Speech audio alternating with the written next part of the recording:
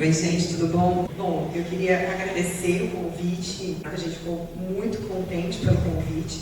A gente tem esse grupo lá na UEL, né? Então, sou a Clara. Oi, tudo bem?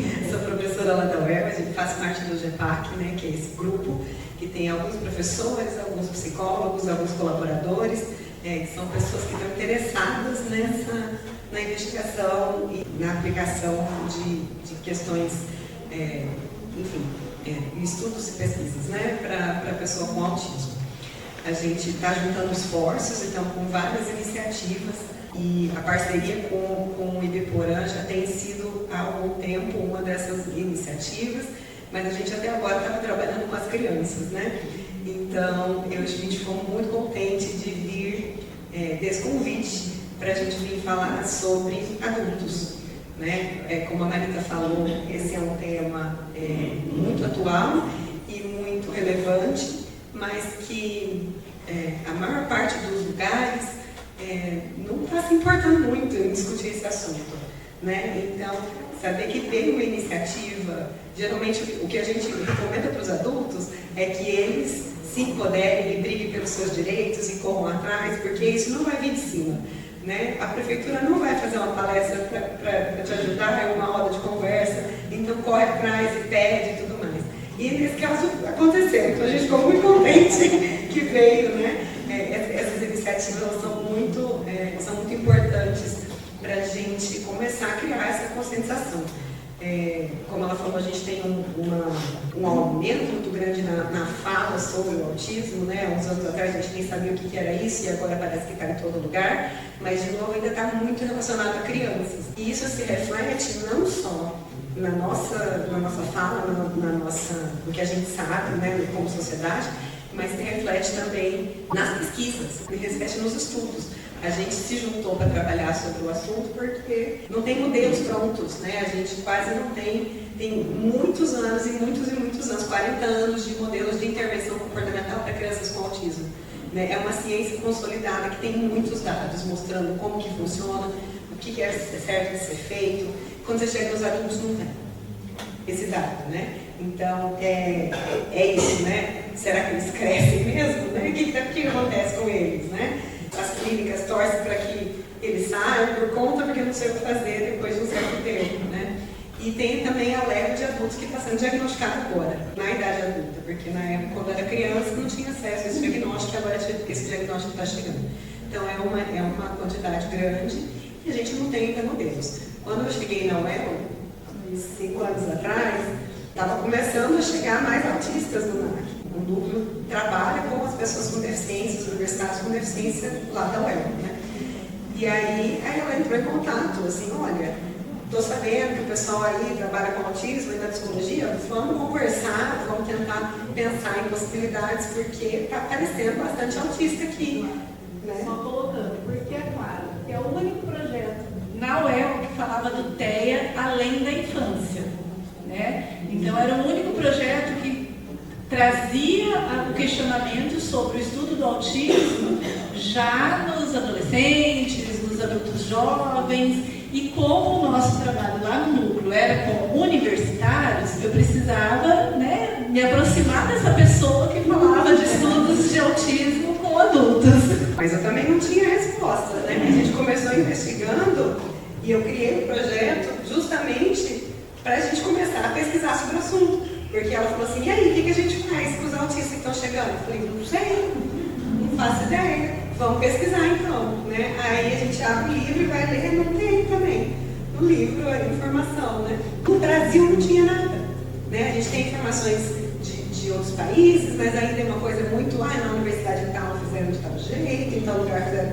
Não tem uma coisa, um corpo de certeza científica como a gente tem no trabalho com as crianças, que a gente tem muitos e muitos anos de repetidas informações, né? Então a gente falou, então vamos estudar. Então a gente começou a estudar, só que a gente vai, né, trocando a roda do carro com o carro andando. Então ao mesmo tempo que a gente começa a estudar, a gente já começa a montar os atendimentos para os adultos e para as crianças lá, né? Então a gente não dá para esperar. Não dá para esperar. Porque eles estão lá na universidade, né? Eles estão no meio de trabalho. E aí o que a gente está fazendo então Então, já que não tem, vamos criar conhecimento sobre. Então, vamos pesquisar, vamos propor modelos de trabalho, vamos ver se avaliar esses modelos, ver se eles estão funcionando. A ANAC, estou chamando de ANAC, vai contar um pouquinho sobre o que a gente está fazendo lá no NAC, né? Quais modelos a gente tem trabalhado. E é isso, a gente está publicando os dados para tentar chegar lá, para a gente construir esse campo, ter conhecimento sobre o que a gente faz, né? E o ponto principal é o que os autistas acham sobre isso. Porque com crianças, às vezes a criança é pequena, ou mesmo não verbal, né? A gente pergunta para os pais, e aí o que o filho gosta, o que você gostaria de fazer com ele. O adulto já tem voz para poder falar qual é a dificuldade dele, o que ele gostaria, né? Então o que a gente tem feito, eu acho que é o princípio fundamental do trabalho com o adulto, é que o adulto tem que estar envolvido. Ele tem que dizer qual é a dificuldade, o que a gente pode fazer a respeito, né? Negociar isso, né? Tem sempre muitas questões envolvidas, mas para a gente poder ouvir e partir daí essa produção de conhecimento. Para a gente começar, a gente trouxe tarefa aqui para vocês. Gosta de dar tarefa para as pessoas, né? Então, o que vocês conseguem acessar é um quiz que a gente desenvolveu lá no NAC, para vocês testarem seus conhecimentos sobre autismo. São 10 perguntinhas tipo verdadeiro e falso, bem rapidinho. A gente não vai responder se está certo ou errado, tá? A gente vai passar os slides que a gente trouxe, e aí, à medida que a gente vai passando, as respostas vão aparecendo aí. Se sobrar dúvida no final, ou se sobrar polêmica no final, vocês, por favor, levantem a mãozinha e a gente conversa, tá? Vocês viram que a gente colocou ali roda de conversa, né? Por que a gente quis colocar esse nome? Porque a gente quer conversar com vocês, de fato, né? A gente quer ouvir o que vocês têm para dizer, a gente quer tentar tirar dúvida. Então a gente trouxe aqui uma apresentação que tem alguns pontos que a gente achou interessantes trazer, mas a ideia é que a gente vá no ritmo de vocês, no tempo que vocês tiverem. Se tiver muita coisa, se tiver pergunta, a gente para, a gente anda, então a gente não precisa seguir exatamente o que está aqui. Tá? Não se sintam ganhados de levantar a mão e perguntar, que eu acho que é isso que faz a coisa fluir bastante, né? Bom, o que a gente pensou em trazer hoje, né? Falar um pouquinho o que é o autismo, né? O que é esse tal de ideia, tentar discutir um pouquinho essa segunda pergunta, mas então os autistas envelhecem? Que coisa, não? Como que é, né, ser autista na idade adulta? E, que é o ponto principal, né? O que a gente pode fazer como sociedade, né, com autistas e sem autistas dentro dela, né, para construir uma cultura de respeito e pertencimento. Então, mais ou menos esses pontos que a gente vai discutir um pouquinho. Para falar um pouquinho desse primeiro ponto, o que é o TEA? O TEA é transtorno do espectro autista, né? Quando a gente fala em espectro, eu perguntava antes o que vocês pensam quando fala em espectro. Eu saí uns fantasmas e tal, então parei de perguntar. Quando a gente fala espectro, quem teve aula de física deveria lembrar disso aqui. É verdade. O espectro da luz, né, quando a gente pensa, é quando a gente... significa que a gente, quando a gente fala em espectro, significa que a gente tem várias nuances de alguma coisa, né? Então, quando a gente pensa no autismo, eu gosto muito de trazer essa imagem, porque do prisma, né, refletindo ali as luzes, transformando a luz branca em todas as cores, né, que ela é composta, porque é como se o autismo, as pessoas, os autistas, né, eles estivessem em lugares diferentes desse espectro, desse arco-íris. Não só em cores diferentes, mas em lugares diferentes dentro das mesmas cores, né? Então pode ser que, vamos supor que uma cor seja lá questões sensoriais.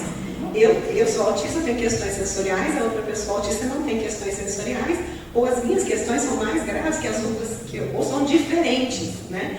Então, sei lá, o vermelho sendo questões sensoriais, eu posso transitar e dentro das terapias e dos tratamentos eu posso me adaptar a algumas coisas, eu posso desenvolver habilidades e aí andar dentro desse espectro, né? Então, o espectro, ele é muito representativo do autismo, embora a gente chame tudo de autismo, é como se a gente tivesse, se a gente chama tudo de autismo, a gente está vendo só a luz branca, mas ela, o tempo inteiro, ela está sendo composta por todas as outras cores. né? Então é isso que a gente tem que pensar. Como que é ser autista, não na vida adulta ou como criança, mas para aquela pessoa, especificamente. Aquela pessoa, ela é uma pessoa diferente, cada pessoa é diferente, mas ela passou por situações diferentes ao longo da vida, e na vida adulta isso vai se intensificando cada vez mais, porque a gente vai se diferenciando muito mais, tendo experiências diferentes. Algumas coisas vão ser boas e vão facilitar a sua forma de se adaptar ao mundo, outras coisas vão ser ruins e vão dificultar, né? Então, quando chega na vida adulta, isso está muito variado, né? Muito mesmo, assim, a ponto de ser tão difícil você fazer uma avaliação, né? Porque você não tem um padrão, né? Se eu pego a criança, você fala assim, a criança não faz contato visual, bandeira vermelha, autismo. Adulto não é nada assim, preto no branco, de jeito nenhum, né? Então é isso, né? É importante a gente ver que, eu vou falar um pouquinho da luz branca, né? Eu vou falar um pouquinho do que é o autismo, mas é importante a gente ter claro logo no início que não é preto no branco e que todas as coisas têm muitas variações. Bom, antes de falar de diagnóstico, eu gosto de falar, esse é meu ponto de vista, tá? Eu, Clara, gosto sempre de falar sobre o diagnóstico o seguinte: o diagnóstico, né, ter o laudo carimbado ali, ele tem vantagens e ele tem desvantagens, né? Na vida adulta, especialmente quando você tem o diagnóstico adulto, ele vai te trazer um rótulo para o resto da vida. Você não vai deixar de ser autista, né? Você não pega, então você também não cura. Então, ele é uma coisa que precisa ser pensada individualmente. No meu ponto de vista, né, o que eu acredito, né? As vantagens possíveis. Bom, o primeiro ponto é o diagnóstico é um diagnóstico clínico. Eu coloquei aqui um checklist.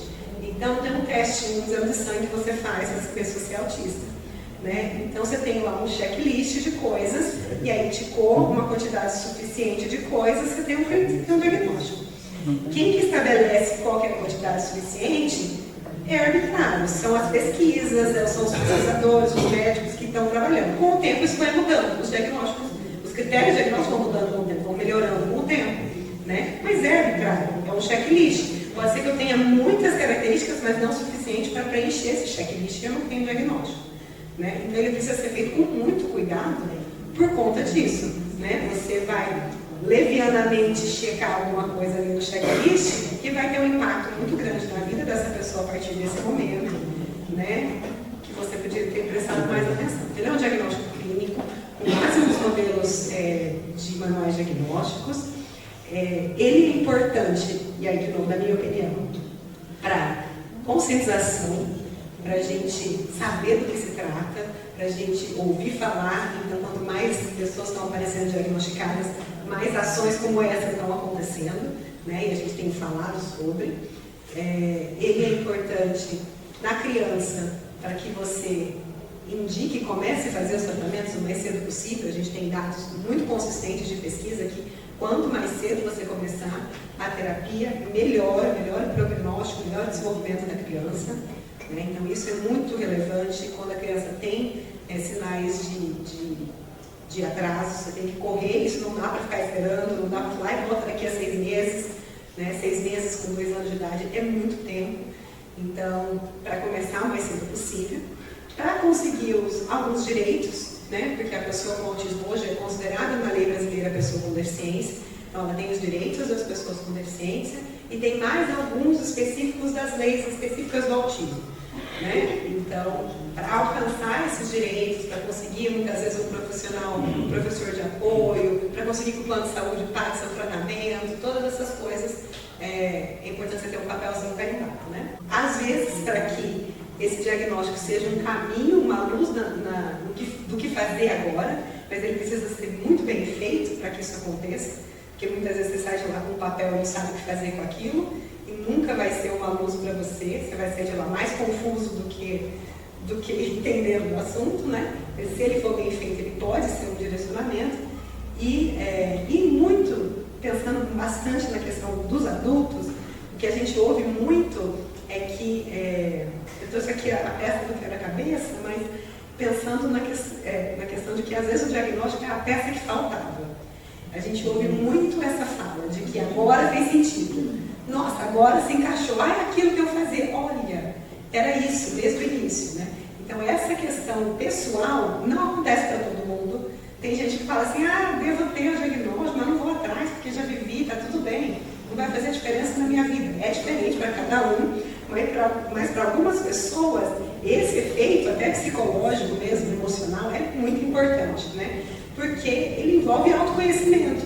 Ele envolve saber quem você é, por que você é desse jeito, e de repente até encontrar outras pessoas que são como você, encontrar uma comunidade, que até agora pode ser que você tenha se sentido completamente deslocado, ninguém é que nem eu que sou esquisito. E aí de repente você começou a achar, opa, fulano também, olha, Beltrano também entende, né? Então essa pecinha que faltava muitas vezes faz muita diferença. Mas isso que eu falei, é minha opinião, é muito pessoal mesmo. Vou trazer um gráfico depois, que a gente sempre discute, né, claro, e ele é muito impactante. O primeiro caso de autismo, vamos dizer assim, que nós recebemos lá na universidade, ele foi em 2008. Mas não era chamado de autismo, era chamado de síndrome de Asperger, né? Enfim. E quando chegou esse diagnóstico, ficou assim, todo mundo, né, no grupo. O que é isso? Né? De onde vem? E o que acontece? Depois desse diagnóstico, demorou mais, acho que uns 5 anos para vir outro diagnóstico de autismo. E aí já veio mais como Asperger, mas já é autismo, a coisa já estava mudando. Mas o que me chama a atenção nisso que você falou? No início do meu trabalho no núcleo, eu entrei lá em 2003.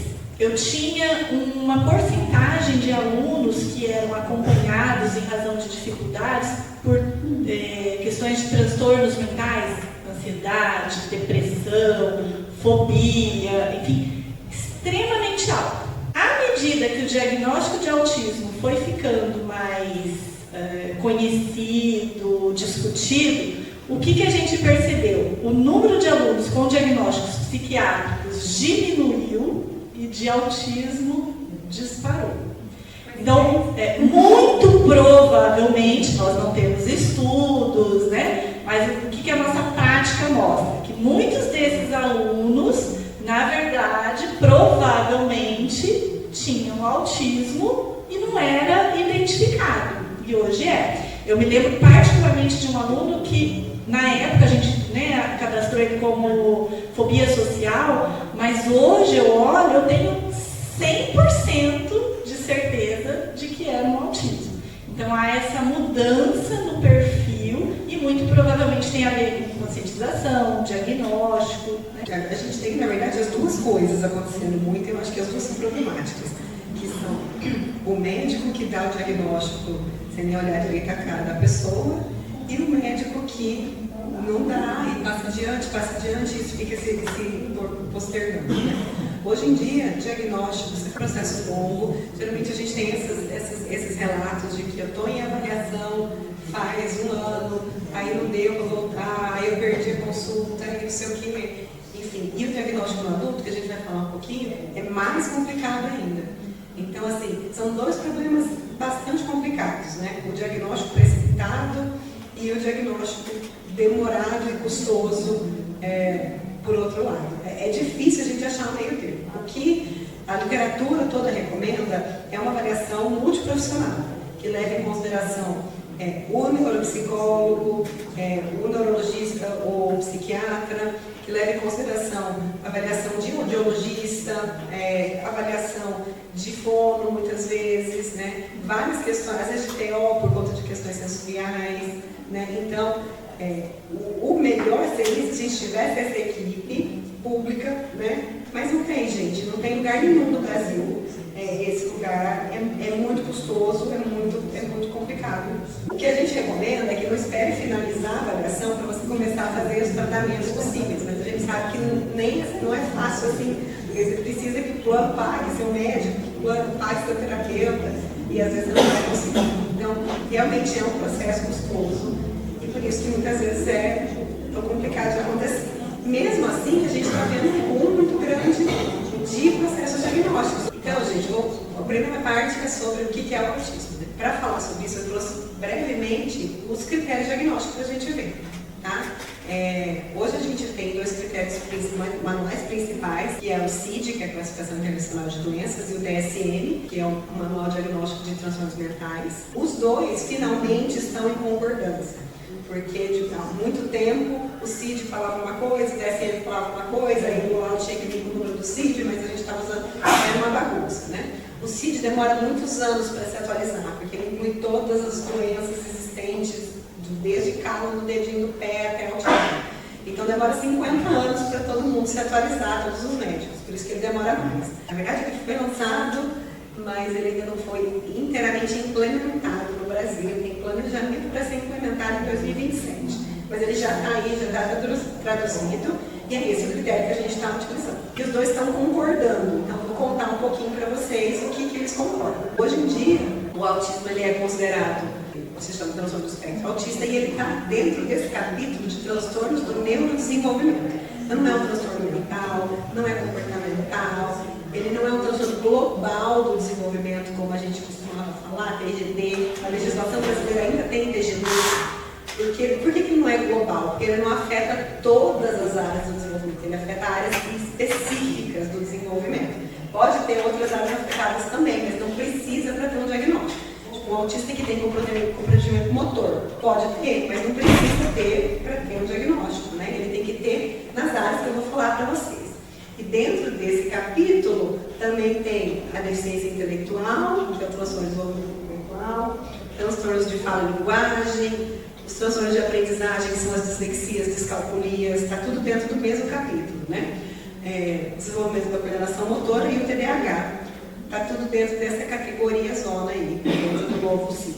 O transtorno do espectro autista, então, ele para você ter o diagnóstico, né, para você bater ali os critérios, ele tem que ter esses itens aqui. Então, tem gente que usa vários testes e, eu usei o teste tal, o neuropsicólogo usou o teste isso. Os testes, eles são apoios. O que importa é que ele consiga identificar esses critérios que estão no manual diagnóstico. Não precisa nem necessariamente usar testes específicos. Os testes, eles ajudam a identificar esses pontos. Então, o primeiro, são 2 critérios principais, e depois tem os outros secundários. Os principais são o critério A, déficits persistentes na comunicação social e interação social. Então, não é linguagem. Porque a criança não fala. Com certeza ela tem um déficit na comunicação social. Mas ela fala, só que ela fala de um jeito diferente, etc, a gente vai ver. Não é linguagem. É à medida que você usa a linguagem para se comunicar com o outro. Pode ser que ela fale, ela repita a letra inteirinha da música, do alfabeto em inglês. Mas ela não usa isso funcionalmente para se comunicar. Ela não responde uma pergunta, ela não pergunta como foi seu dia, enfim, né? Mas eu vou mostrar mais detalhes. E o segundo item, então, não é linguagem, é comunicação social. Então, junta a linguagem com a interação social. E o segundo item são os padrões de comportamento. Não são só comportamentos, são padrões restritos ou objetivos de comportamentos, interesses ou atividades. Eu vou destrinchar isso direitinho aqui. Além disso, e isso é muito importante, então nunca deixe de mostrar, é preciso identificar o início durante o período do desenvolvimento, então até os 2, 3 anos de idade. E aí vocês vão pensar como que a gente faz isso na vida. É um dos grandes encontros. Como que você identifica que a pessoa com 40 anos hoje, quando tinha 2, 3 anos de idade, tinha questões de linguagem? A minha mãe lembra que eu comecei a falar com 5 anos. Beleza. Identifiquei, mas às vezes a mãe não lembra. Às vezes eu não comecei a falar com 5 anos, às vezes não é tão óbvio assim. Então, é muito difícil. O que a gente recomenda? Vai atrás do relatório de uma escola, que vai atrás de relatos da mãe, da tia, que faça perguntas específicas, que leve, inclusive, as perguntas dos testes para os pais perguntarem, você lembra se é assim, assim, assim? Mas lembrança é isso, né? A gente vai estar sempre em falta, porque a lembrança não é uma cópia vívida do que está acontecendo. E precisa ser exatamente do mesmo jeito? Não, as coisas mudam ao longo do tempo. Então pode ser que na criança ele aprendeu a falar com 5 anos. Hoje ele fala fluentemente, não tem a mesma característica, mas ele ainda tem questões relacionadas à linguagem hoje, que são diferentes das que ele tinha antes, porque ele se desenvolveu, ele mudou. Mas eu preciso identificar características que estavam presentes desde o início do desenvolvimento. Por quê? Porque autismo a gente não pega. Você nasce com autismo. Então, por mais que as características sejam diferentes ao longo do tempo, depois da adolescência ele sofreu um trauma e aí ficou autista. Não existe. Né? Esse diagnóstico é errado. E não deveria ter tido esse diagnóstico. Né? Então é muito importante identificar isso no período do desenvolvimento. Depois, outro ponto polêmico pra caramba. Tem que ter prejuízo clínico significativo. Esse ponto é um ponto que eu vejo os médicos passando batido, assim. Nem olha para ele direito. Eu entendo até um certo ponto. Porque assim, quem sou eu para estar na pele da outra pessoa dizer como que é a dor da outra pessoa? Se ele está dizendo que ele sofre com isso, eu vou acreditar que ele sofre com isso. Por outro lado, se eu chego falando que, não, isso aí sempre me fez muito mal, como que eu vou avaliar o que é prejuízo clínico significativo? Né? Eu posso ter várias características. É muito comum, por exemplo, o autista adulto ter, ou a pessoa em investigação, né, começar a ir atrás do diagnóstico porque o filho teve o diagnóstico, porque o sobrinho teve o diagnóstico, e ele fala, mas eu também tinha isso, mas eu também tinha aquilo, não sei o que, não sei o que. O que o médico tem que perguntar, além de identificar os dois critérios, mas como que isso te impacta na sua vida, te impactou na sua vida? É isso que tem que ser importante, porque se ele não tiver um prejuízo clínico significativo, não é para dar para fechar o diagnóstico. O diagnóstico de autismo ele implica em ser reconhecido como pessoa com deficiência. E não existe nível 0 de autismo. Né? Eu tenho autismo, mas eu não preciso de apoio nenhum, estou me vivendo muito bem, está tranquilo. Então, não tem. Então, isso é muito polêmico e é muito complicado, porque é muito pessoal de cada médico, de cada clínico que vai dar o diagnóstico. Né? A maior parte dos casos que eu vejo, as pessoas nem fazem justamente porque se colocam que é difícil de medir o que eu estou chamando de prejuízo clínico e eu me coloco no lugar de outra pessoa. Né? Tipo assim, não, mas o fulano. E por outro lado tem o contrário também. Tem um médico que fala assim, mas você fala, você casou, você tem filhos, você fez faculdade, então você não tem prejuízo. Você não sabe quantos anos eu passei em tratamento de depressão profunda. Olha o prejuízo aí. Né? Porque viver na sociedade sendo autista traz depressão profunda, né? Então, é isso. O prejuízo ele vai aparecer de outras formas. Mas eu preciso identificar isso para eu dizer que, olha, tem essa vantagem desse diagnóstico. E aí tem os estudantes, né? Não é melhor explicar por outros atrasos ou deficiência intelectual. Vou mostrar aqui para vocês, brevemente, sobre os critérios diagnósticos 1 e 2, que são aqueles lá que eu falei, né? Então, o primeiro, testes na comunicação social e interação social, eles são 3 itens. Dentro daquele A, eu tenho 3 itens e eu tenho que ter os 3 itens, tá? Para ter o diagnóstico. Então, eu tenho que ter em todos esses 3, déficits na reciprocidade socioemocional, que é a coisa de se colocar no lugar do outro, a coisa de entender que a outra pessoa, o que a outra pessoa está sentindo, entender que está incomodando. Então tem vários, dentro disso tem todas as cores do arco-íris, tem várias nuances, né? Tem desde a criança que não consegue, que a gente fala que autismo não tem empatia. Não é isso, gente. É um comportamento aprendido. Criança pequena, se você fala para ele, se você está com ele aqui, aí eu saio da sala. Tem testes de escondido desenvolvimento que fazem isso. Eu estou com ele aqui brincando e tal. Aí eu saio da sala. Aí vocês me contam um segredo. E quando eu volto para a sala, você fala assim, a mamãe sabe do segredo? Ele vai achar que sim, porque se ele sabe, as outras pessoas também sabem. Ele não consegue se colocar no lugar do outro e entender que eu saí da sala naquele momento. Então isso é uma habilidade que é aprendida. Ninguém nasce sabendo. O autista também não nasce sabendo. Ele só tem um pouco mais de dificuldade, às vezes, de entender esses aspectos. E às vezes ele precisa de um pouco de mais treinamento para entender expressões faciais, o que a outra pessoa está sentindo, enfim. Então tem diferentes cores aí dentro da reciprocidade socioemocional. Depois, déficits nos comportamentos comunicativos não verbais, que é a pessoa às vezes que é meio dura, que não se mexe direito, que tem essa dificuldade de interpretar também a comunicação não verbal dos outros, a pessoa está fazendo assim, sabe, e aí não está sacando que aquela expressão facial, uma expressão que não está gostando, ou não consegue repetir essas expressões, então ele fala, não, eu estou triste, mas está sorrindo, então, já vi casos assim, então, treinar essa questão do não verbal com o verbal, às vezes é difícil. E o terceiro, para desenvolver, manter e compreender relacionamentos. Não existe um autista que nunca tenha tido dificuldades em ter relacionamentos. Está no critério diagnóstico do autismo. É isso. Porque mundo entende, não sei o quê, mas aí chega na adolescência, não é tão simples assim. E são todos os tipos de relacionamentos, relacionamentos de amizades, relacionamentos afetivos, de trabalho. Então, assim, para desenvolver, manter e compreender relacionamentos. Ah, mas o autista não gosta de interação social, não gosta do outro. Mentira. Tem estudos muito elucidadores, assim, que mostram pra gente que dos sintomas, digamos assim, dos sentimentos que os autistas adultos apresentam, um dos que eles mais comentam é solidão. Uma pessoa que quer ficar sozinha reclama de solidão. Está sozinho, mas ele não está sentindo solidão, né? Então quem está reclamando de solidão é porque não gostaria de estar sozinho, mas está sozinho porque está sendo excluído ou porque não sabe, ou está sendo excluído porque não sabe interagir, porque não sabe o que fazer para não ser excluído. Então, às vezes os relacionamentos são curtos, às vezes os relacionamentos não duram, às vezes você não consegue criar relacionamentos profundos, né? Porque você não consegue se conectar tanto com as pessoas, enfim. Então, esses 3 itens tem que ter os 3. Reciprocidade socioemocional, não verbal e relacionamentos. Aí vamos para o critério B. O critério B, eu não volta lá. No critério B, são 4 itens, mas eu não preciso ter os 4. Eu preciso ter 2 de 4. Pode ser que eu tenha os 4, bastante comum que eu tenha os 4. Mas eu preciso de 2 de 4. Então, no A, que é a questão social, que é a mais relevante, tem que ter todos. No B, eu tenho que ter só 2. Então, tem autistas que não têm estereotipias, que é o 1? Tem. Tem autistas que não têm estereotipia. Tem autistas que não têm dificuldade em ter relacionamento? Não. Porque ele tem que ter os 3.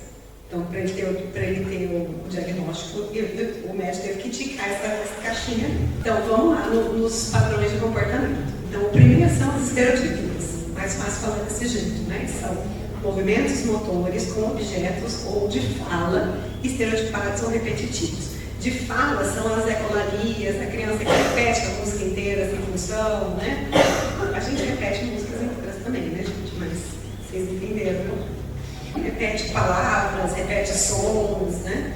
Tem diferentes formas também de ecolaria. Os movimentos estereotipias a gente vê bastante em crianças, em adultos é mais difícil. Por quê? Porque a sociedade olha muito feio para isso. Então, se você chegou na vida adulta, você aprendeu a se segurar. É a perna, o braço, o cabelo. Aí a gente vai fazendo o quê? A gente vai mudando aquela estereotipia que é esquisita para aquela que é aceita socialmente. Então, mexer no cabelo é mais aceito socialmente. Então, eu fico mexendo no cabelo. Mas, na verdade, o que eu queria era estar balançando, que isso ia ajudar a me regular melhor. Mas isso as pessoas vão achar estranho. Então, em crianças, é muito comum a gente identificar as estereotipias e isso ser uma bandeira vermelha para o diagnóstico.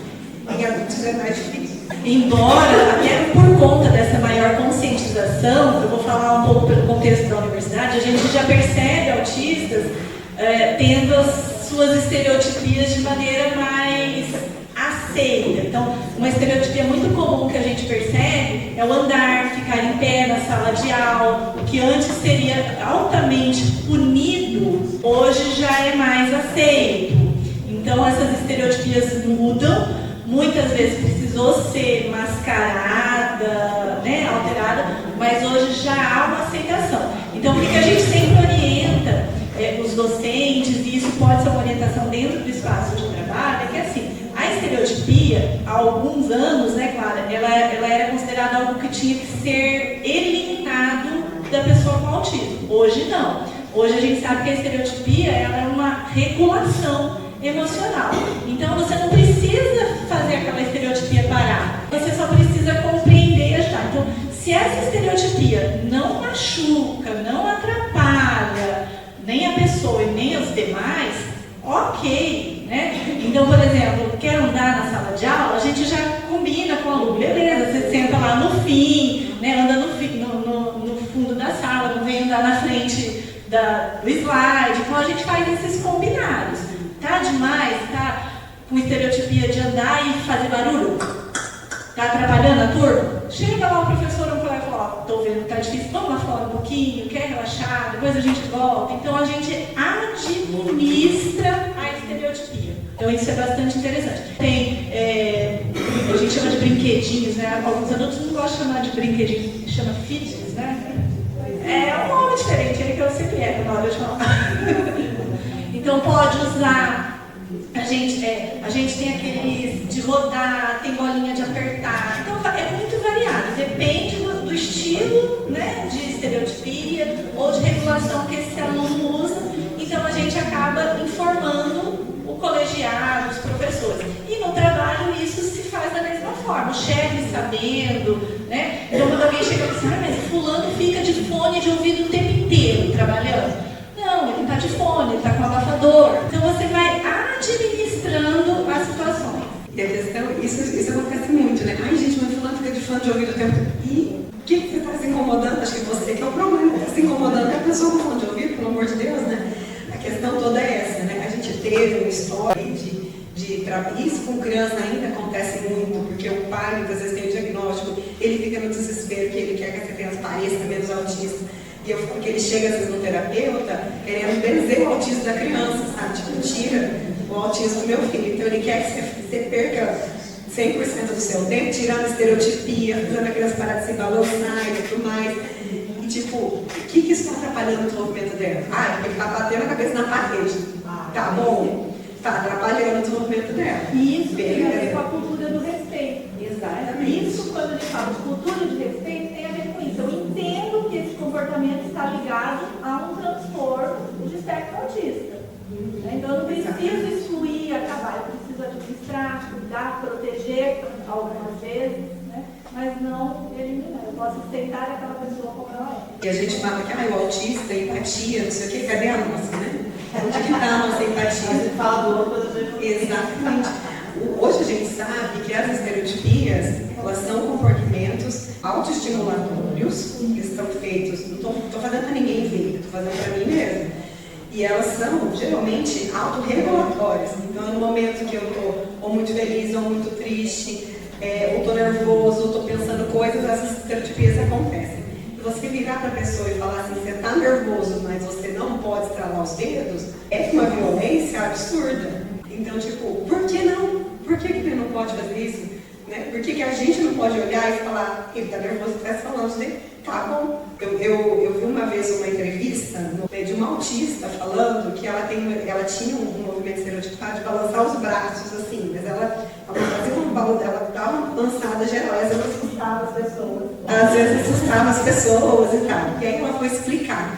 Ela falou assim, sabe quando você não está prestando atenção? Tipo, a gente está aqui sentado, assistindo, e a gente não está prestando atenção no nosso dedinho do pé. Mas a gente sabe que ele está lá.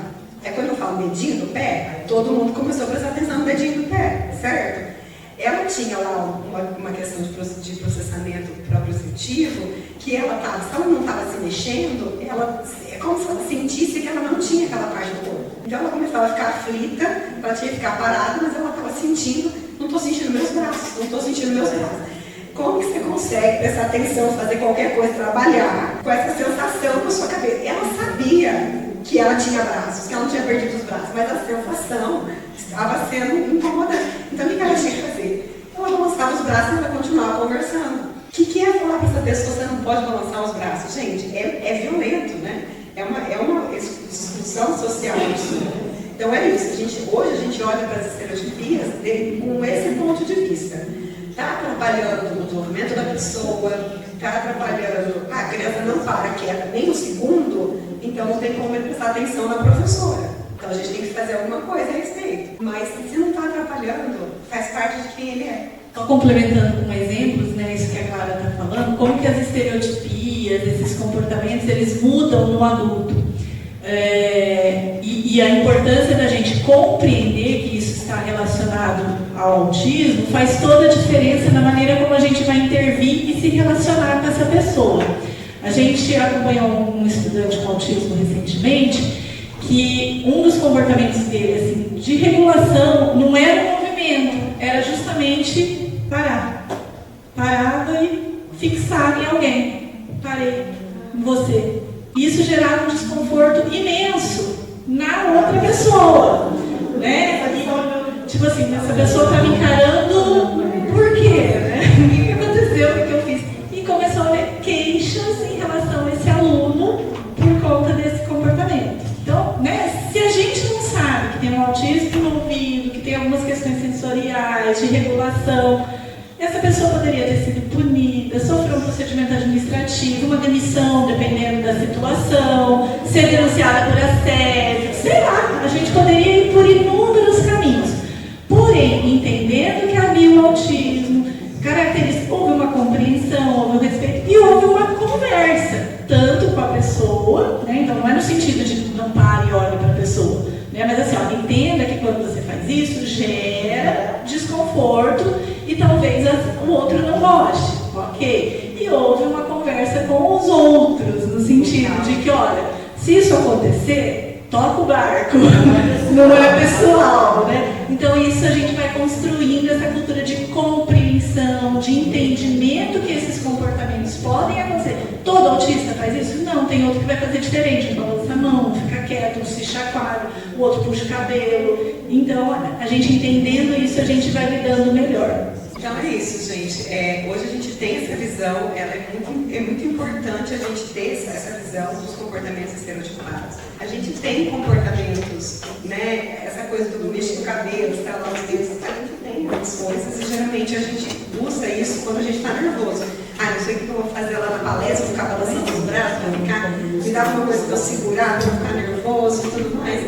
A gente tem essas coisas, mas a gente aprende a fazer coisas que são mais bem aceitas socialmente. E quem que traz esse limite de que mexer o cabelo e estralar os dedos é aceito socialmente, mas balançar ou ficar parado olhando para alguém não é aceito socialmente? São só comportamentos arbitrários, né? Honestamente, né? Isso não é parte, não é nosso papel mudar o autista, né? A gente precisa sim mudar nesse respeito. E o critério é sempre o quanto aquilo está interferindo na vida dele, o quanto aquilo está fazendo mal e o quanto isso dá para ser melhorado, digamos assim. Né? E esses acordos são fundamentais. O adulto ele tem essa possibilidade, essa habilidade, e a gente, enquanto colegas, né, de pessoas com autismo, a gente vai criando essas rotinas. Às vezes é difícil de ser compreendido pela sociedade. Por exemplo, a gente vê muita situação assim, alguém pergunta para uma pessoa, para um aluno autista, o que você está fazendo? Não te importa. Mas ele não está falando não te importa. Ele está sendo grosso, ele está sendo honesto. Então a gente brinca, às vezes, assim, a honestidade autista. Né? Então eles falam, né, acabam falando coisas que são muito diretas. Eu sempre lembro, um dos primeiros alunos com autismo que eu atendia, ele estudava à noite, a aula à noite começa por volta das 7h15. Então, até sair do departamento, chegar na sala de aula, a professora chegava por volta de 7h30, 7h40, e todos os dias ele falava, você está atrasada. Mas ele não estava, ele estava só falando do fato, né? A professora sabia e ela brincava com ele, pode deixar que eu compenso 20 minutos depois. E ele sempre falava, não posso porque minha avó vai embora. Mas isso foi de boa, mas era sempre aquela coisa, você está atrasado. Chamava todas as pessoas por nome e sobrenome. A gente tem aquela coisa, né? Nós chamamos meu nome inteiro, tá bravo comigo.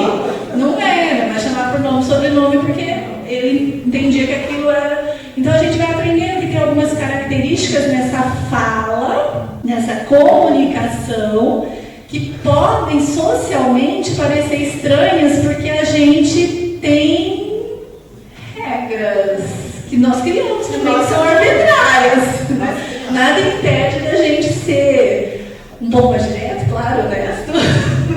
E às vezes, gente, assim, todo mundo é um sincericídio, né? Todo mundo precisa aprender regras sociais, os autistas também precisam aprender regras sociais. A gente tem um grupo de habilidades sociais na Manuel, com os autistas, para a gente trabalhar, lidar com autoridades. Como conversar com o seu professor é diferente de como conversar com o seu colega. Tem coisa que você pode pensar, mas não pode falar. Tem coisa que você pode pensar. Eu estou tentando moldar o autista na sociedade? Não, gente. Todo mundo vai ter que lidar com algumas coisas. Ninguém vai poder falar assim com o professor. O professor vai ter que entender uma coisa ou outra que vão passar, enfim, né? Mas é isso. Algumas coisas faz parte de viver em sociedade. Mas a gente poda tanto que a gente, às vezes, está fazendo o autista ser uma pessoa que ele não é.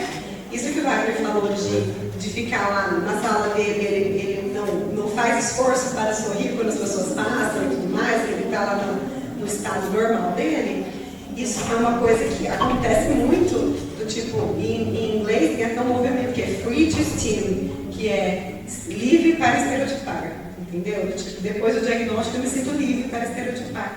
Eu me sinto livre para fazer esse comportamento, me sinto livre para ser quem eu sou, isso não está me fazendo mal. Então isso às vezes é um empoderamento muito grande para a pessoa autista. Ele poder se engajar naquele comportamento que para ele vai ser importante. E é isso, a sociedade precisa lidar com isso, vamos conversar sobre, vamos explicar. E de novo, como é que a gente quer mudar o jeito do autista de ser? Mas que existem regras, assim como uma estereotipia que eu me machuco ou machuco alguém tem que ser trabalhada, algumas falas precisam ser ajustadas para o convívio em sociedade. Tem a coisa do cansaço social. Às vezes eu vou, a fulana vai toda sexta-feira no happy hour da empresa. Como que ela é autista? Você não sabe que ela passa o final de semana todo em casa sem querer ver ninguém, porque ela está exausta. Aquilo foi um esforço muito grande. Muitas vezes, o autista, essas regras sociais, elas não são ditas. Então você tem, às vezes, a gente vai aprendendo que se a pessoa faz assim é porque ela está interessada, se a pessoa faz desse jeito, talvez não. O autista, vocês têm essa dificuldade de entender essas coisas.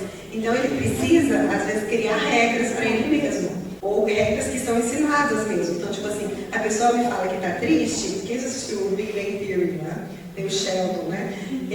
Se alguém falava assim, eu tô triste, então eu vou te oferecer uma bebida quente. Ele tinha essa regra, que quando alguém dava quente, ele dava. E se você não queria, ele abria sua boca e fazia você tomar a bebida quente de toda forma.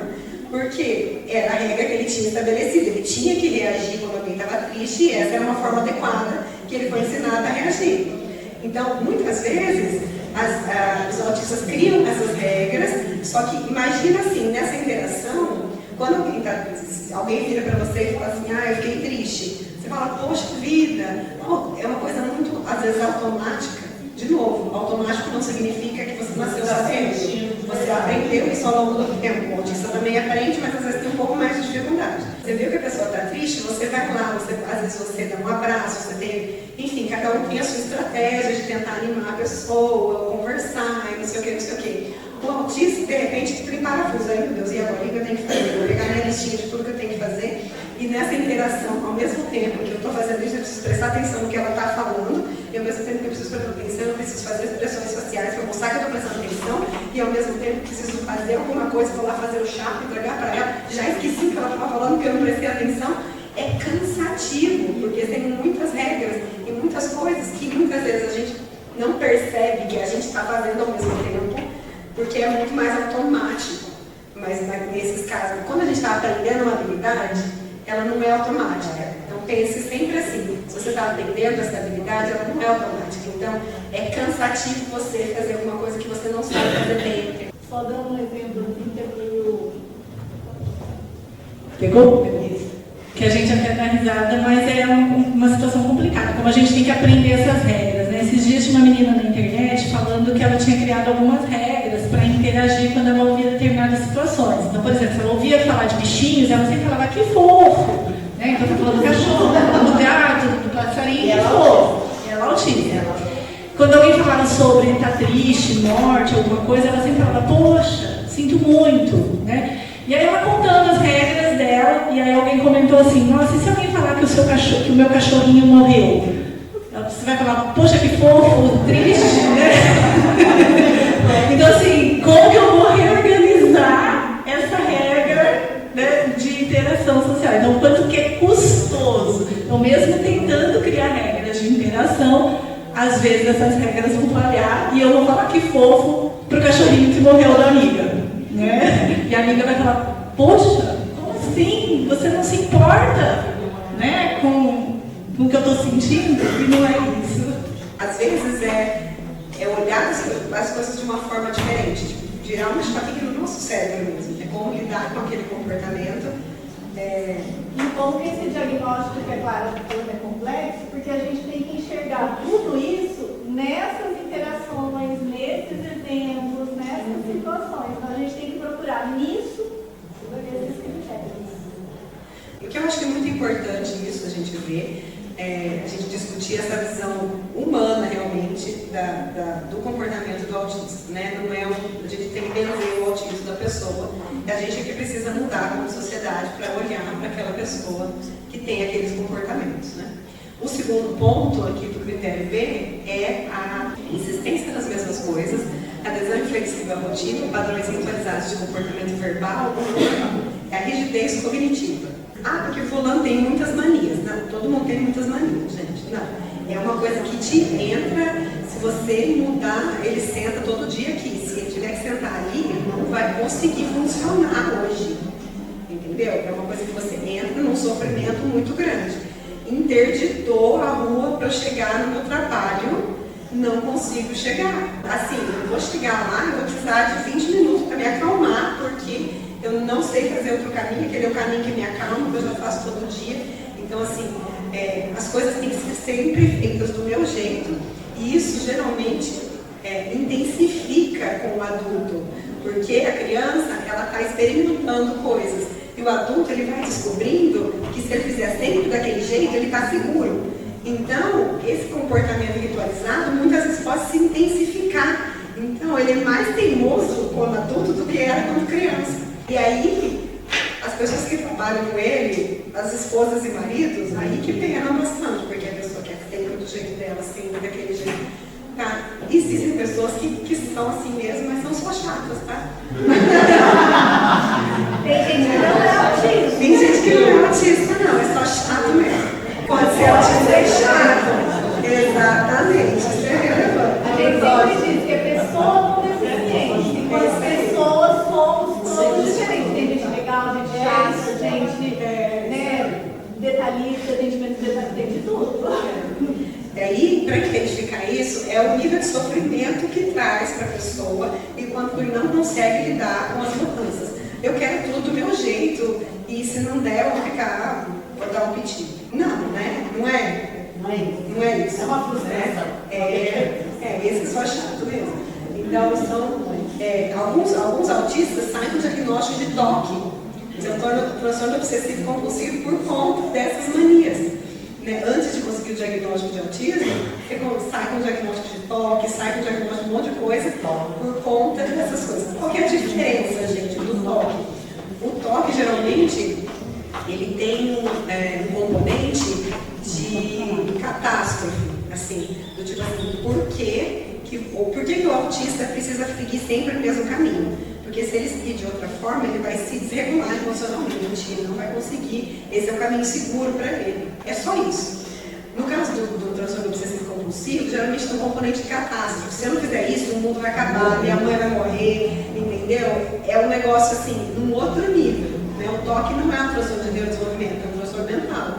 Né? Então é um outro nível. Geralmente a diferença é essa. Os médicos só precisam identificar ali quando é um padrão de autismo. Então, a rigidez cognitiva é o segundo critério. O terceiro são os interesses fixos e restritos, anormais de intensidade no foco, são os hiperfocos. Todo autista tem hiperfoco? Não.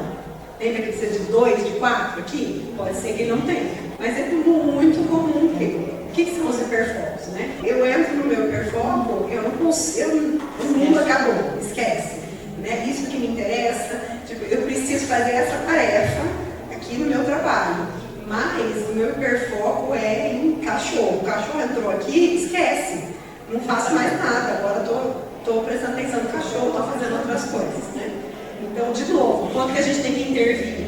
Quando de fato isso está interferindo com a vida dele de alguma forma. Né? Nos adultos, muitas vezes o que acontece? É muito comum que a pessoa transforme o hiperfoco dela no ponto do que ela vai trabalhar. Né? Eu tenho hiperfoco em dinossauro, você é paleontólogo, sei lá. Tenho hiperfoco em computador, vou trabalhar na área de computação, com números, enfim. Então, geralmente, que é o que algumas pessoas a gente ouve falar, o superpoder do autista e tudo mais. Né? E muitas vezes o hiperfoco ele é confundido com altas habilidades. Porque existem autistas com altas habilidades, mas é uma outra condição, você não tem que ter altas habilidades para ter autismo. Na verdade, é mais comum os casos com alguma deficiência intelectual. Já pensando nas crianças, né, acho que a gente identifica isso bastante. Mas por quê? Quando você tem um hiperfoco, é como se toda a sua vida, todo 100% do seu tempo, tivesse você pensando naquele assunto. Você, tipo, foi no banheiro, não está mais aqui na palestra, já está pensando de novo no cachorro, entendeu? O seu pensamento se volta para aquele assunto o tempo inteiro. Então, você está pesquisando, você está vendo na internet, você está vendo mais coisas, não sei o quê. Então, você está sabendo muito sobre aquilo, porque você gasta muito tempo da sua vida sobre aquilo. Aí você vai no Luciano Huck, sabe o nome de todas as bandeiras, e todo mundo fala que a criança é um gênio. Ele tem um hiperfoco, gente. Se ele é um gênio, eu não sei, mas com certeza ele tem um hiperfoco. E geralmente esses hiperfocos, nas crianças, eles são menos funcionais. Então, por exemplo, bandeiras é funcional você ir no Luciano Huck, mas o que você vai fazer com isso depois?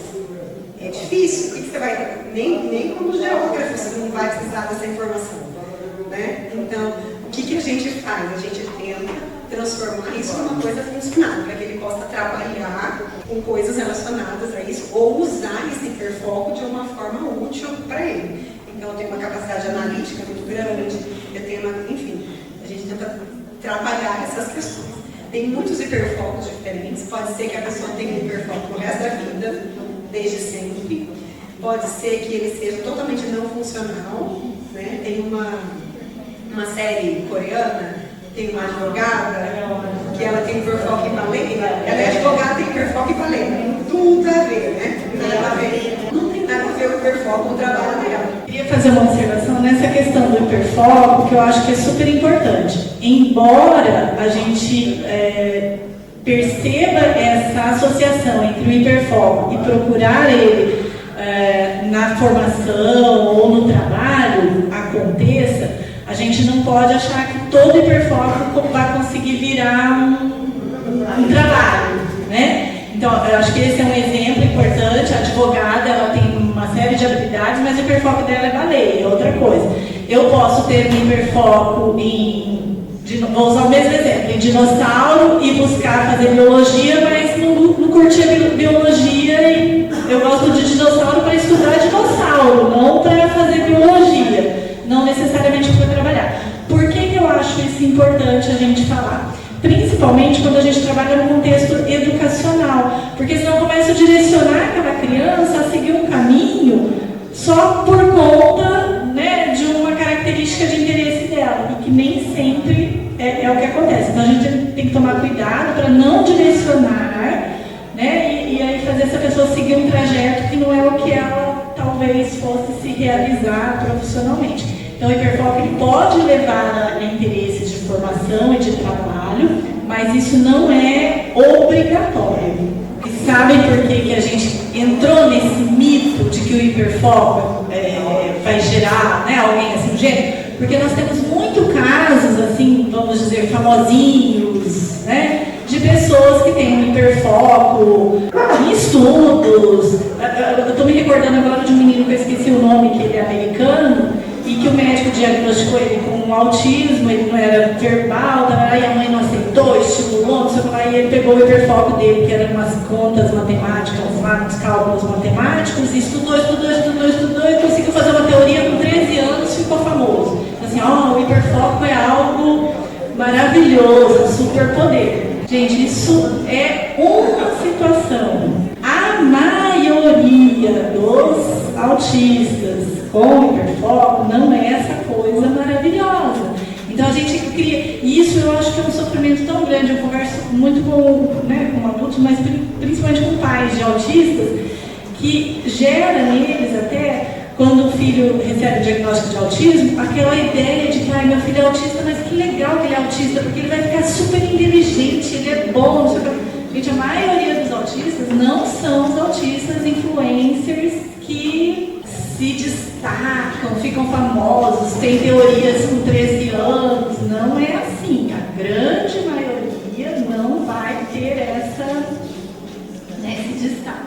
Geralmente, eles não é necessariamente funcional. É funcional, assim, socialmente falando, né? Para trabalhar com isso e tudo mais. Mas, às vezes, tem função autorregulatória, né? E aí a gente entra no último item, que é a questão sensorial. Essa questão sensorial do autista, de novo, não precisa ter os 4, mas é difícil achar um autista que não tem alguma questão sensorial, gente. Honestamente, eu acho que eu não conheço nenhum. Alguma coisa parece que sempre tem.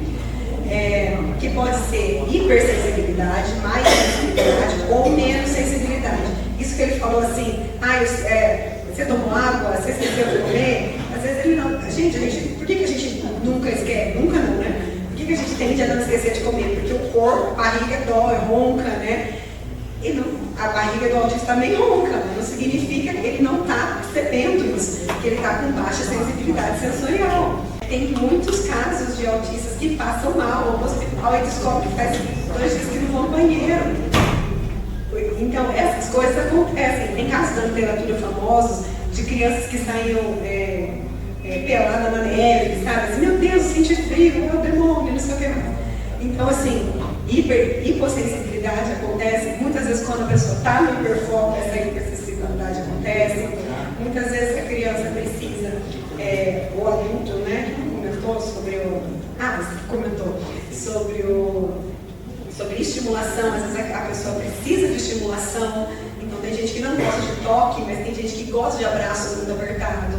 Vocês já viram? Tem alguns cobertores mais pesados, ponderados, já viram? Autistas? Que são os cobertores bem pesadões, assim, que você amarra uns saquinhos de areia, assim, para você poder ficar lá. Tem o caso da Temple Grady, que é famosa, que fez a máquina do abraço, que ela entra e ela aperta lá e o negócio vai comprimindo até ficar bom ali para ela. Então tem autista que gosta de aperto, mas tem que ser do jeito deles, né? Tem que ser daquilo que faz bem.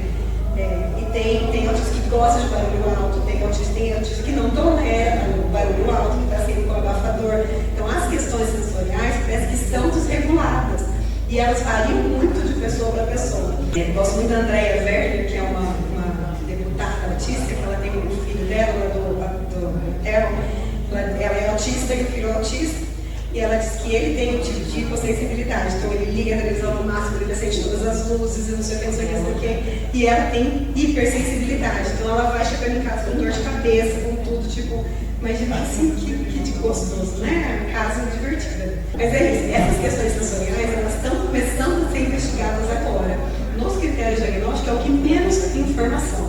E aí o que geralmente, eu sou psicóloga, eu não aprendi isso na faculdade.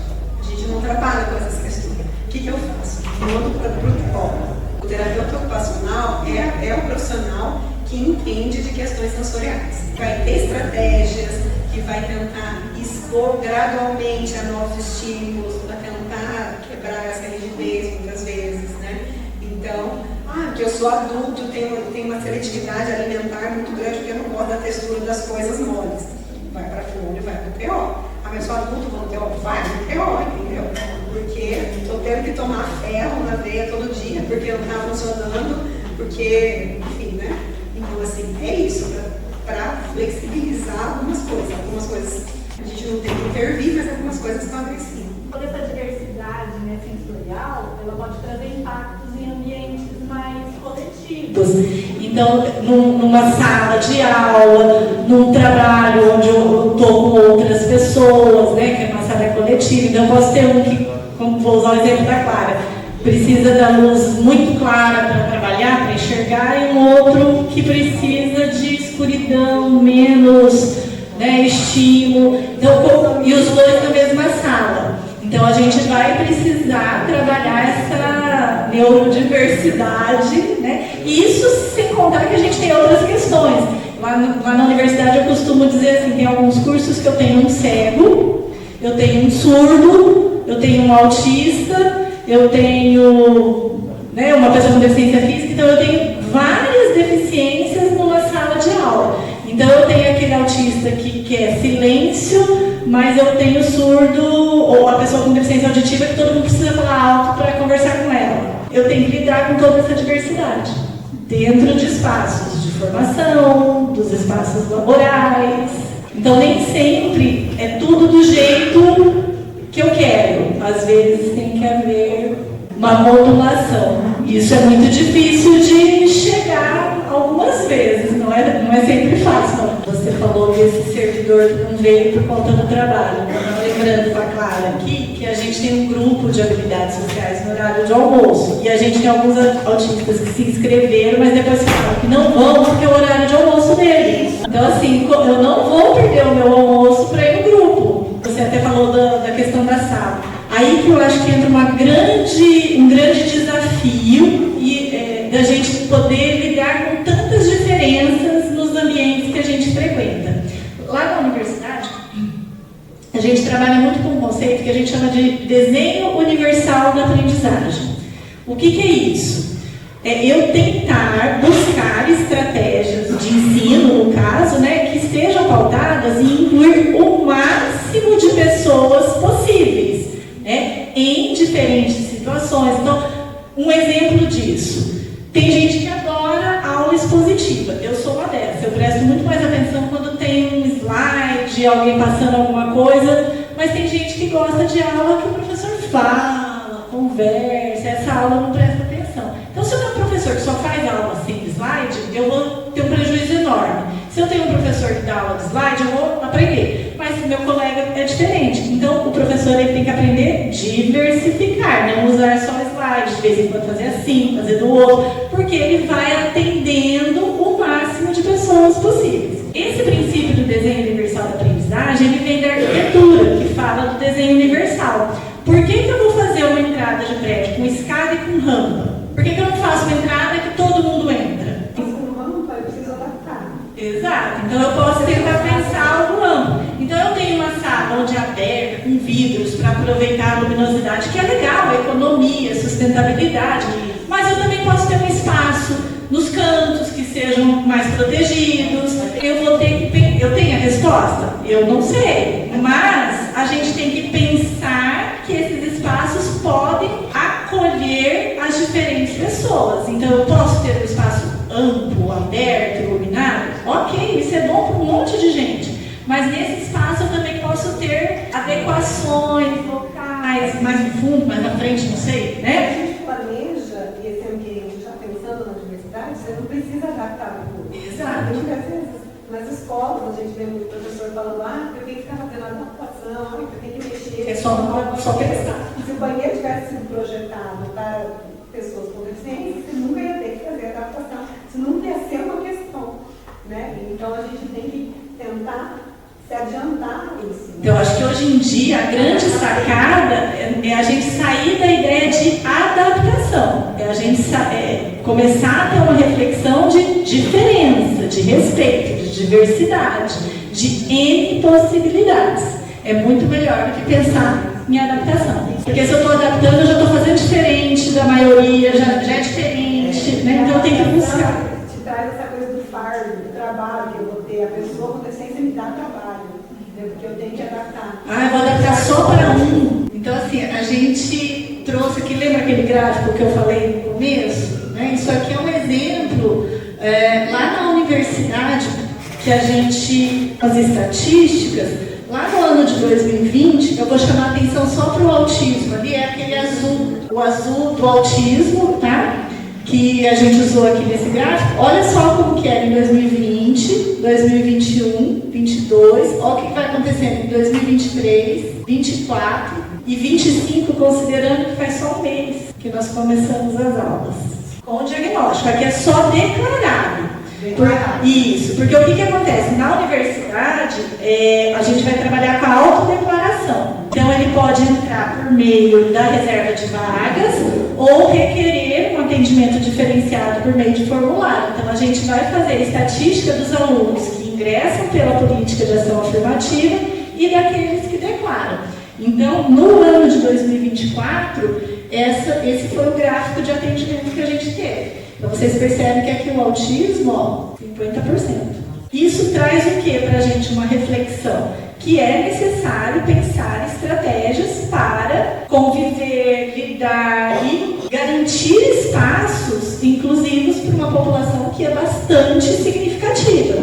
Então, se é significativa lá na universidade, é significativa aqui nos espaços de trabalho, é significativa na nossa sociedade, né, como um todo. E aí, o que a gente pensou em trabalhar um pouquinho, né? Essas reflexões. Existe um manual de como lidar com o autista? Não existe, né? Até porque, como a Clara, né, enfatizou bastante no começo, dentro do espectro tem uma variação gigantesca de pessoas na mesma condição, no mesmo critério. Então a gente nunca vai ter um manual que diga com um autista você faz assim, com um autista você não faz assim. O que tem é um pouco de bom senso, embora a gente entenda que bom senso não existe, né? Porque cada um acaba sendo seu bom senso, mas a gente tem que ir tendo respeito, tendo a compreensão, a escuta, o acolhimento e tentando achar, né, o equilíbrio nas situações. Como a gente está focando na questão da pessoa adulta, é óbvio que o adulto ele vai lidar com questões muito diferentes dentro desse autismo do que a criança. Primeiro que a criança ela nem sabe muitas vezes o que é o autismo, ou que ela tem um autismo. O adulto já tem essa consciência. Ele é muito mais ativo no processo, tanto de compreensão, de autoconhecimento, como de lidar com a sociedade e com os grupos nos quais ele está inserido. Então a gente vai ver que o adulto ele vai passar por situações, né, barreiras, que vão estar muito relacionadas à profissionalização, formação profissional, emprego. A gente vai ver a comunicação muitas vezes sendo prejudicada, as relações de trabalho, né, que vão acabar tendo nuances aí que podem necessitar de suporte, relacionamentos afetivos e sociais, é aquele colega de trabalho que nunca vai no happy hour, ou que vai e não é legal, né? É inadequado. A gente vai falar da autonomia e vida cotidiana, porque também aqui a gente vai ter vários níveis, né, de dificuldades e necessidade de suporte no autismo, porque nós teremos adultos, nem todo adulto vai ser autônomo. A gente vai ter autistas que não vão conseguir gerenciar a própria vida e vão estar na dependência, mas nós vamos ter aqueles que conseguem, ou que conseguem um suporte. Onde que está o limite da autonomia, do que ele dá conta e do que ele precisa de suporte? Então é muito difícil achar tudo isso, e aí a gente chegar no caminho da inclusão.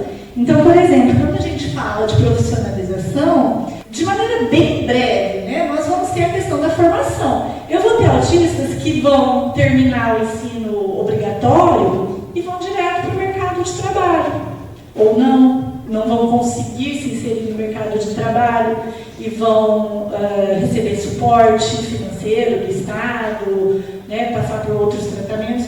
Eu vou ter aqueles que vão para o ensino técnico profissionalizante, eu vou ter aqueles que vão direto para o trabalho, eu vou ter aqueles que vão para o ensino superior, eu vou ter aqueles que terminam o ensino superior, vão para o mestrado, vão para um doutorado. Então o percurso ele é muito diverso, muito diverso. Então não dá para esperar que todo autista vai conseguir fazer uma graduação ou da sequência, ou que ele vai se inserir no mercado de trabalho de maneira simples. E aqueles que conseguem, a gente vai ter que ir pensando em adaptações.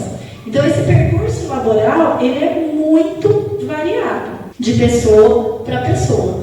Ele vai sofrer influências de contexto social, financeiro, familiar, né?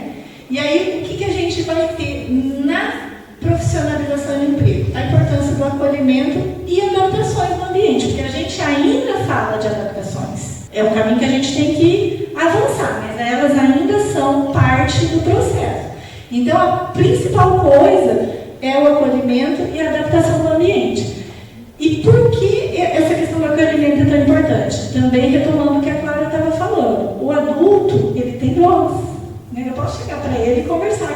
Como é que a gente pode fazer a nossa relação aqui? Vamos supor que eu trabalho com ele?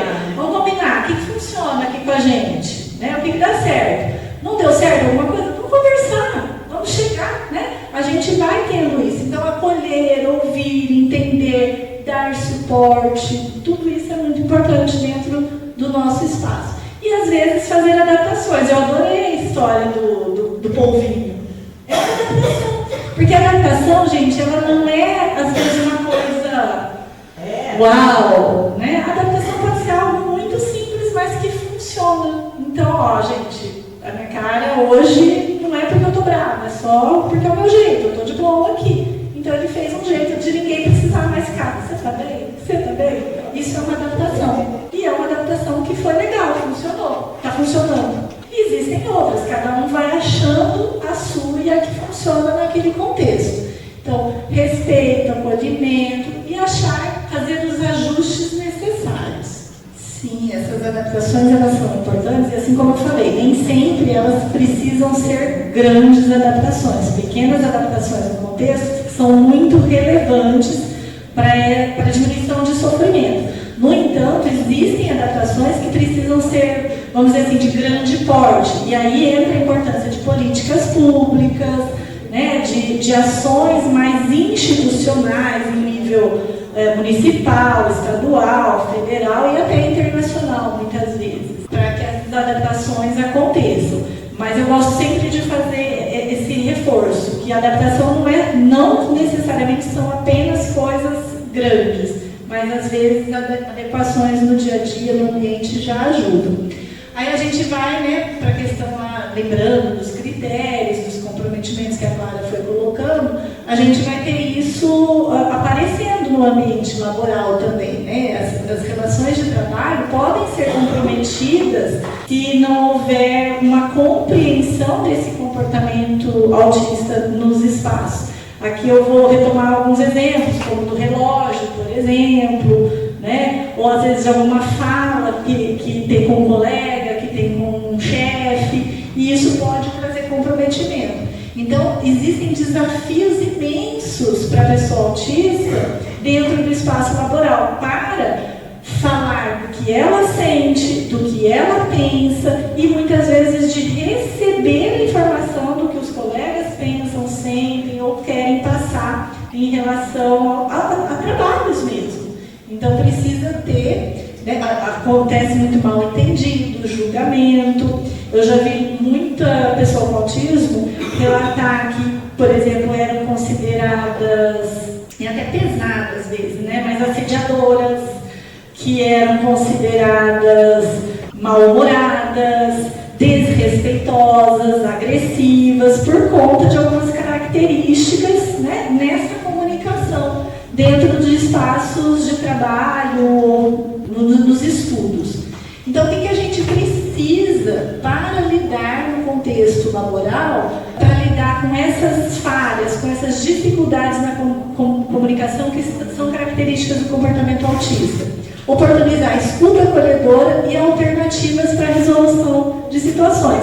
Então, não sair julgando, reclamando, falando mal, criticando o colega, mas ouvindo, entendendo, muitas vezes assim, o que você quis dizer com essa fala? Por que você falou isso? Olha, eu me senti confusa com o que você disse. Então, acolher, ouvir e desfazer o mal-entendido. Isso é muito importante. E se a gente parar para pensar, a gente devia fazer isso com todos os colegas, concordam? Mas isso é extremamente relevante quando a gente vai falar do comportamento autista.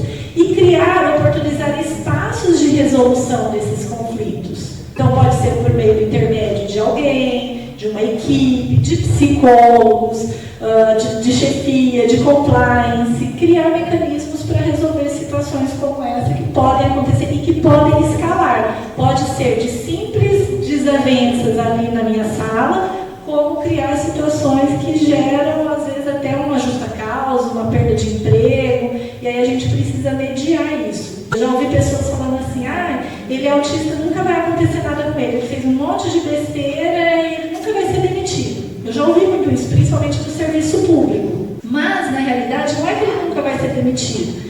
Quer dizer que a gente tem uma compreensão que aquele comportamento considerado inadequado muitas vezes está relacionado ao comportamento autista e não a uma falha de caráter, vamos dizer assim.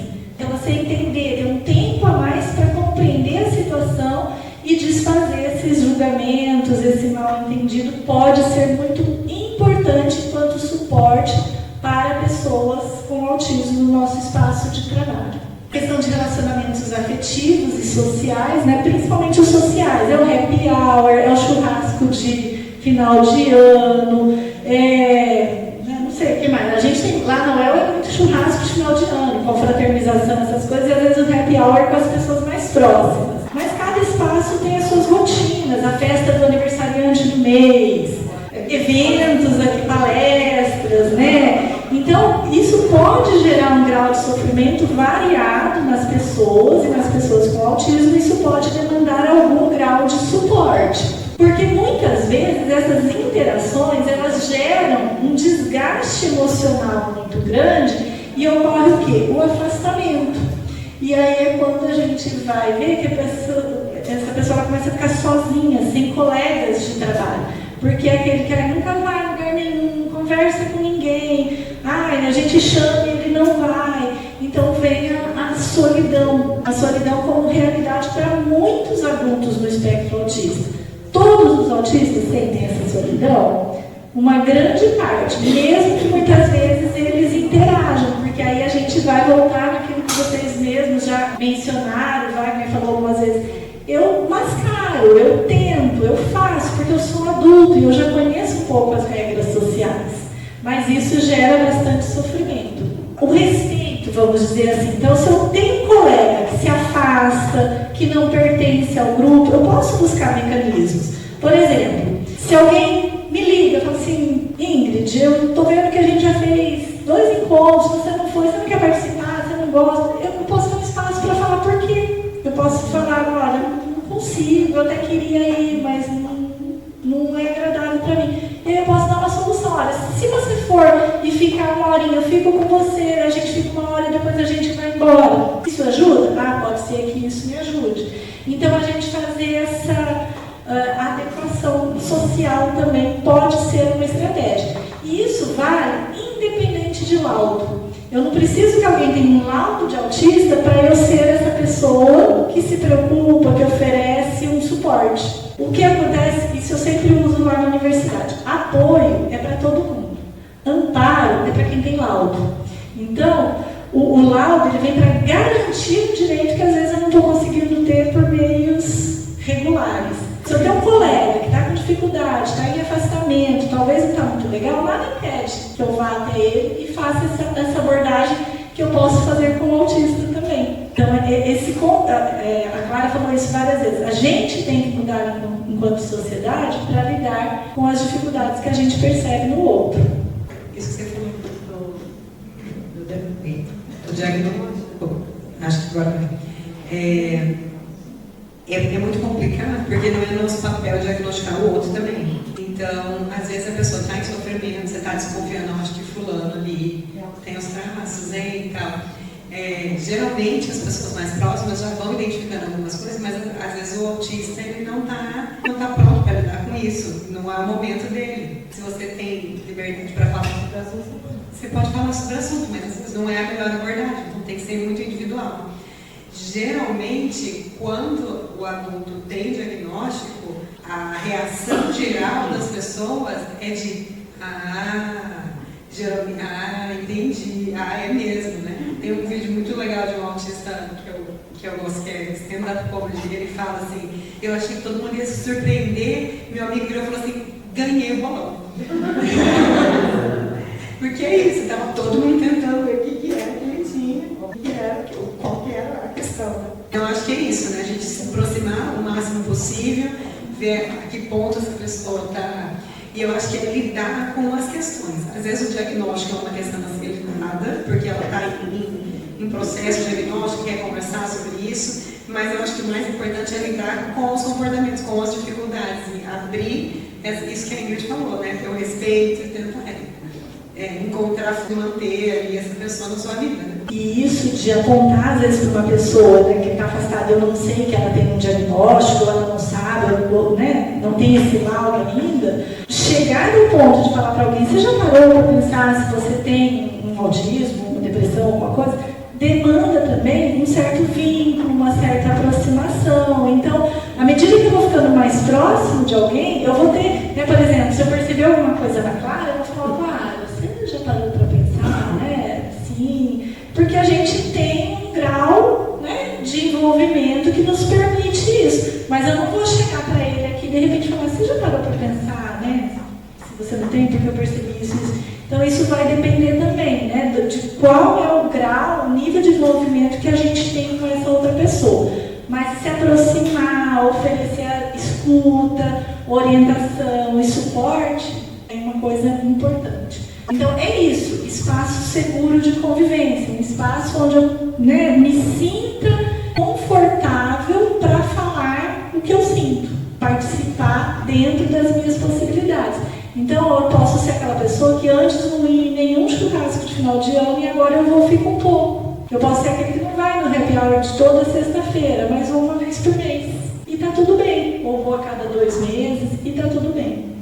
Aqui a questão da autonomia, né, e da vida cotidiana, a gente vai ter em adultos com autismo também diferentes graus de envolvimento com a gestão da rotina. Então, o quanto que ele consegue administrar trabalho, estudo, casamento, filhos, todas essas rotinas que todos nós, né, temos na nossa vida. A pessoa com autismo, dependendo do percurso que ela fez, né, afetivo, laboral, também tem que lidar com todas essas questões. E em muitos casos ela vai precisar de suporte para lidar com essas rotinas, às vezes com as finanças, às vezes com as tarefas domésticas. E o que acontece no autismo no adulto, muitas vezes, o que atrapalha mais não é nem o autismo, mas são as comorbidades que estão envolvidas no autismo, né? Então, a depressão, a ansiedade, às vezes algum transtorno.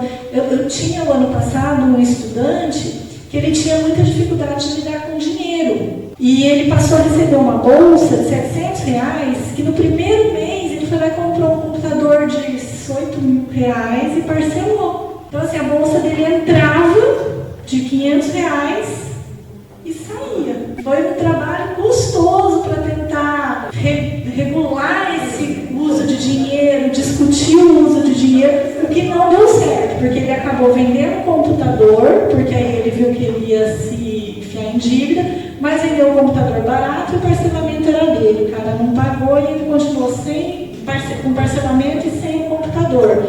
Então você percebe que a autonomia para gerenciar, né, a finança, a rotina dele, estava extremamente comprometida. E aí a gente tem que ir pensando em estratégias de suporte.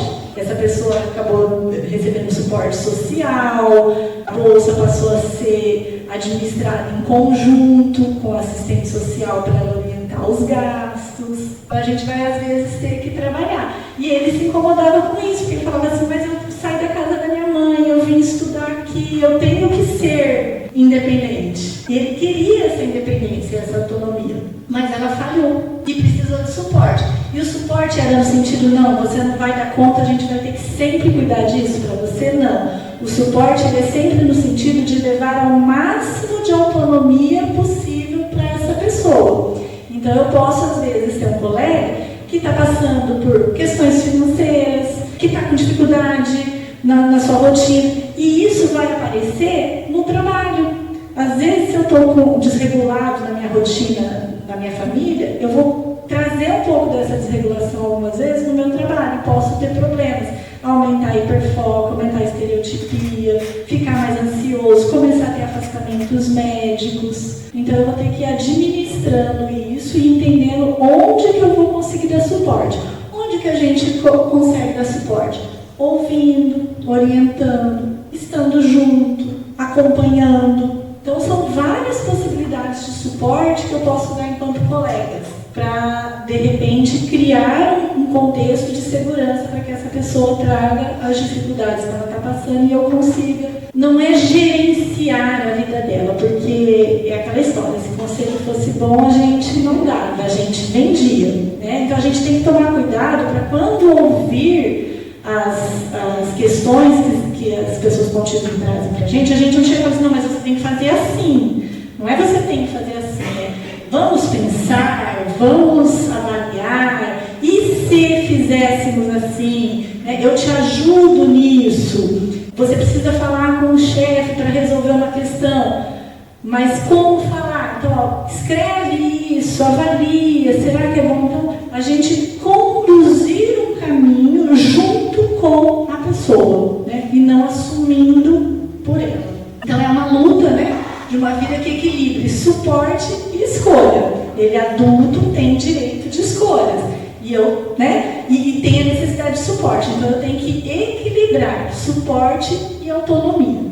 E é muito difícil. Eu acho que nunca é uma régua tão clara para isso. E aí todos, né, esses ajustes, essas adequações vão levar ao que a gente chama de inclusão, porque inclusão não é algo que a gente faz, é uma coisa que a gente chega. Aqui a gente trouxe algumas reflexões que seriam interessantes, né, vocês fazerem e a gente até conversar, não sei como é que está o tempo aqui, mas vocês já presenciaram situações de exclusão ou de acolhimento? O que poderia ter sido diferente? Eu acho que cada um aqui, nos seus espaços, já deve ter visto interações que foram legais, né, de inclusão, mas também devem ter presenciado situações de exclusão. Quais foram elas? O que vocês poderiam ter feito de diferente? A gente é aquele que só assiste, a gente é aquele que vai lá e fala alguma coisa, a gente tenta mudar a situação. O que seria uma cultura de respeito e pertencimento? Então, o que seria, né? Que comportamentos eu tenho que mudar para ser mais respeitoso nos ambientes, para ser mais acolhedor, mais inclusivo?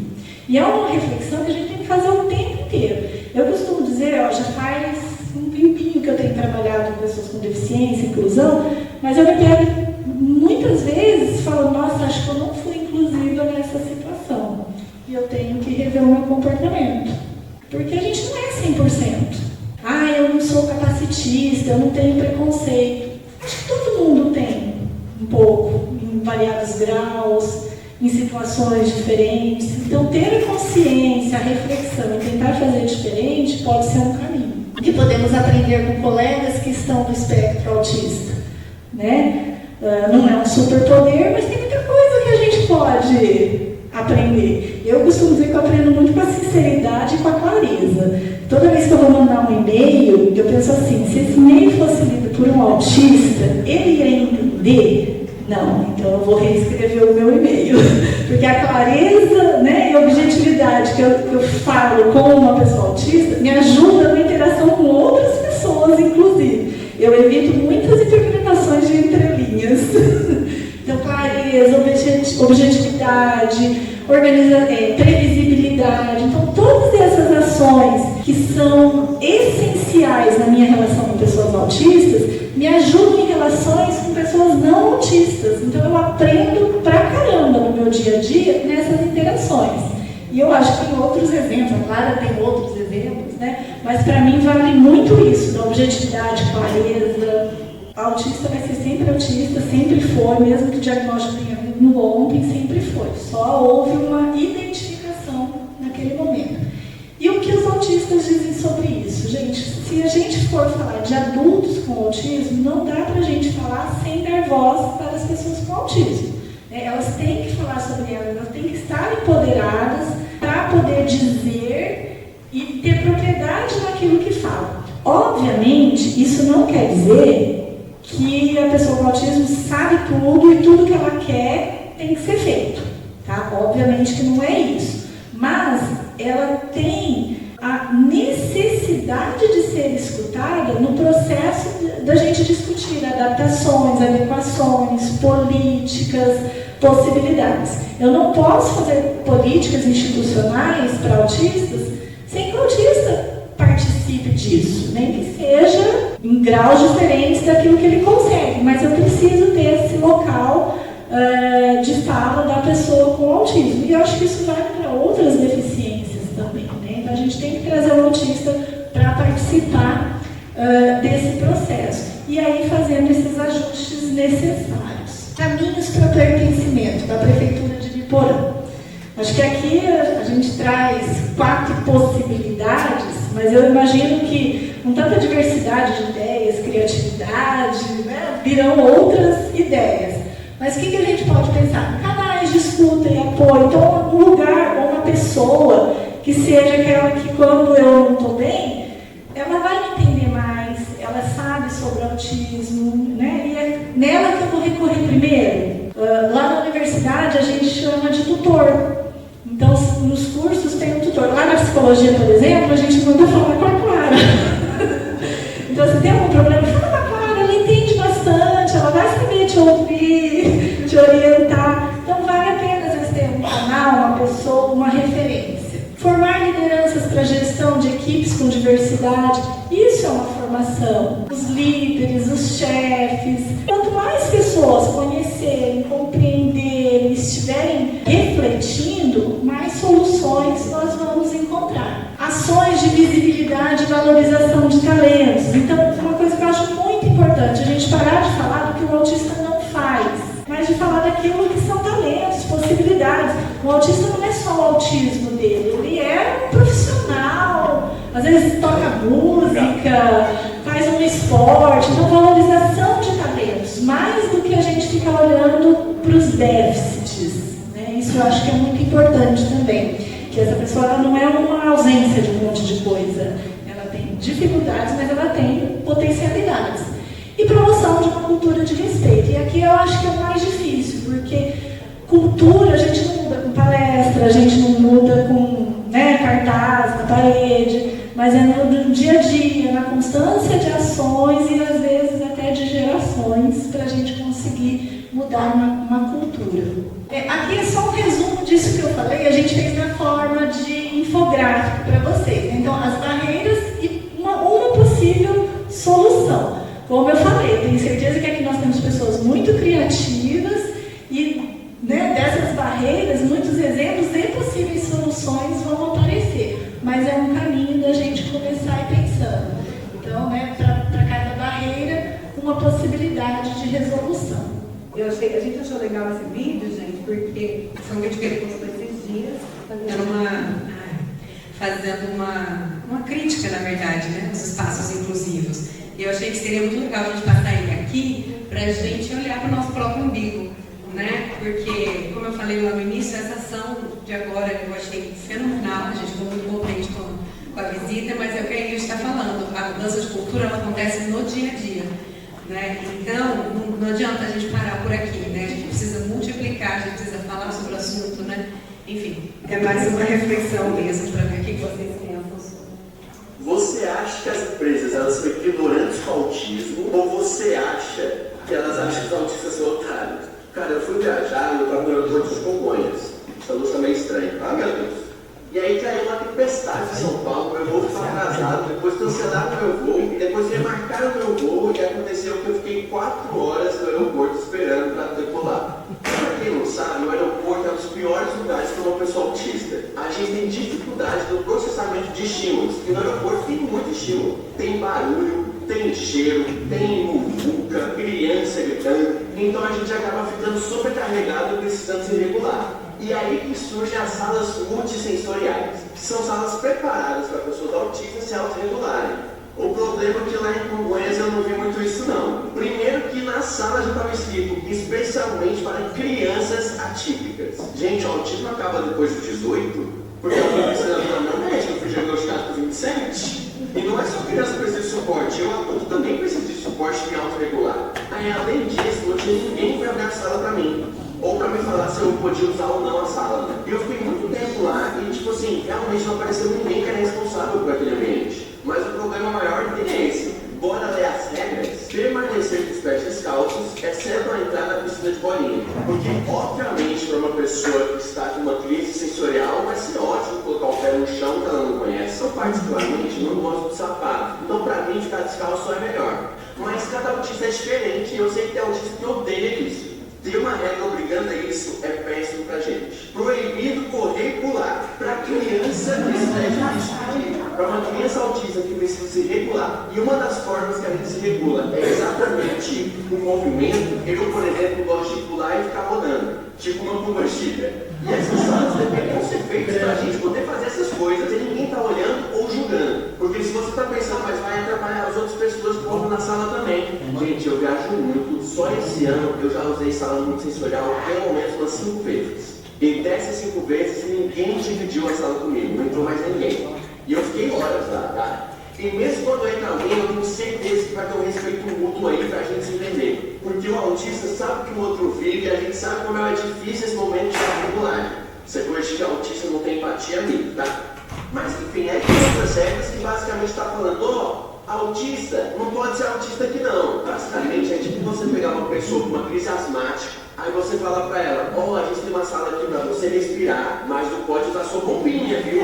Dá pra entender? A gente precisa parar de ter uma falsa inclusão na sociedade. Quem realmente necessita dessas coisas não tem o apoio para utilizar essas coisas. E quando tem o apoio, não é uma coisa que realmente ajuda nas nossas necessidades. E eu não sei se é ignorância mesmo ou se acha que a gente é otário. Porque esse caso de Congonhas não é algo pessoal, cara. É algo que acontece com muitas coisas. As empresas precisam entender o que é inclusão de verdade para pessoas autistas e pessoas com deficiência. Não é só participar do meio da conscientização, fazer balãozinho e push no Instagram. É realmente pensar como você pode atender pessoas autistas no seu trabalho e como você pode fazer com que pessoas autistas consigam trabalhar junto com você. Galera, sigam criadores de conteúdo autistas, aproveitem aqui, comentem arrobas de vários criadores de conteúdo que sejam autistas para a gente aumentar a comunidade e as pessoas terem mais conhecimento sobre essa causa. E também não esquece de me seguir.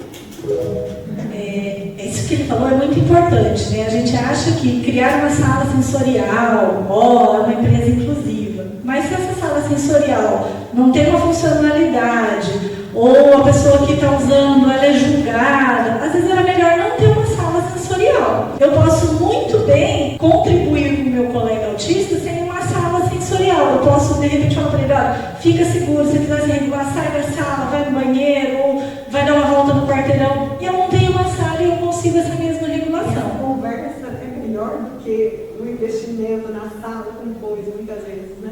Então a gente vê aí vários lugares criando salas sensoriais, né? Mas uma sala sensorial só por ter é melhor não ter. Vale muito mais a mudança do comportamento, da atitude, de como a gente se relaciona com esse colega de trabalho autista, do que dar uma sala e falar para ele, vai lá, fica lá na sala. Bota no cantinho. Bota no cantinho do castigo. Então isso não é legal. Então a gente tem que pensar em inclusão justamente como isso, é uma mudança de atitude. Não basta cartaz falando que aqui recebemos autistas, não basta andar com prêmios de que é uma empresa inclusiva porque fez uma sala sensorial. Não basta. O que precisa é a mudança do comportamento, do contexto, do respeito, da atitude. Aí a gente vai chegar na inclusão de fato. E isso tem a ver com ouvir a pessoa autista, que ela precisa. E esse ouvir não necessariamente precisa ser que ela tenha que ser verbal para falar. Ouvir, a gente pode ir no sentido mais metafórico, de que assim, por que ela não está conseguindo, o que está acontecendo, que alternativa eu posso encontrar. Porque às vezes ela é uma pessoa não verbal e que simplesmente na hora de entrar no banho, grita, chora, bate, ela fala, não quer tomar banho. Como que eu vou ouvir essa pessoa? Dando espaço, testando possibilidades. Então, quando a gente fala de ouvir o autista, não é só ouvir a fala, mas de compreender o que está por trás. Você está chamando a atenção para uma coisa muito relevante, que é, a gente tem hoje, principalmente, muitas políticas, né, muitas discussões sobre o trabalho com autista, mas a gente esquece de quem está no entorno dessa pessoa autista. No caso das crianças, em especial pais, mães, às vezes avós, irmãos, né, familiares de modo geral. Mas também professores, à medida que cresce, né, fica adolescente, colegas aprenderem a lidar. Porque se a gente tem uma sociedade, né, um contexto que sabe mais, que entende mais, que é mais compreensível, muitas dificuldades do autismo podem ser minimizadas. E aí no adulto a gente tem, às vezes, esposas, colegas de trabalho. Então, qual que é a relevância disso? Esse espaço da gente refletir contribui nas nossas relações com essas pessoas e um ajuda o outro. Mas nós precisamos criar espaços para falar sobre isso, para discutir possibilidades, quase como um grupo de apoio, né? Vamos falar o que fazer, o que deu certo para mim, o que não deu para mim. Eu passo por isso, não, eu não passo por isso. E um aprende com o outro. Sempre recomenda muito que as pessoas têm que se unir mesmo. Tanto para conseguir os direitos, para brigar pelos seus direitos, para reivindicar, quanto para formarem grupos de apoio mesmo, né? Então, grupos de pais, grupos de mães, a gente sempre incentiva muito, coletivos autistas, né? Incentiva muito que esses grupos aconteçam, porque a gente tem hoje nos Estados Unidos, que é um grande modelo de atendimento à criança autista dentro da nossa área, tem já 40 anos dentro das políticas públicas e tudo mais. Isso só funcionou quando as mães levantaram e foram para cima. Peraí, esse tratamento aqui não funciona. Eu quero que funcione para o meu filho. E aí que começou tem que provar que o meu funciona, então. Foi quando os pais se levantaram, quando os autistas se levantaram. Então, assim, não estou dizendo, não estou culpabilizando a família ou o autista dizendo, não, vocês têm que se juntar, senão... mas a gente sabe que a coisa funciona mais ou menos assim. Se as políticas públicas precisam ver a necessidade, né? Então, acho que esses momentos são momentos relevantes e os momentos da gente fazer essa união, sabe? De encontrar a rede de apoio, que é até psicologicamente bom encontrar outras pessoas em situação parecida, né? Mas para unir forças também. E a gente fez um folder, né? Lá no ensino superior, depois que alguém quiser ter acesso. Já tem e-mail, né? No site do NAE. E assim, só para finalizar, tá? A gente primeiro agradecer a atenção, né? A disponibilidade de refletir, de aprender sobre, né? Se aprofundar mais sobre o tema. E a gente fez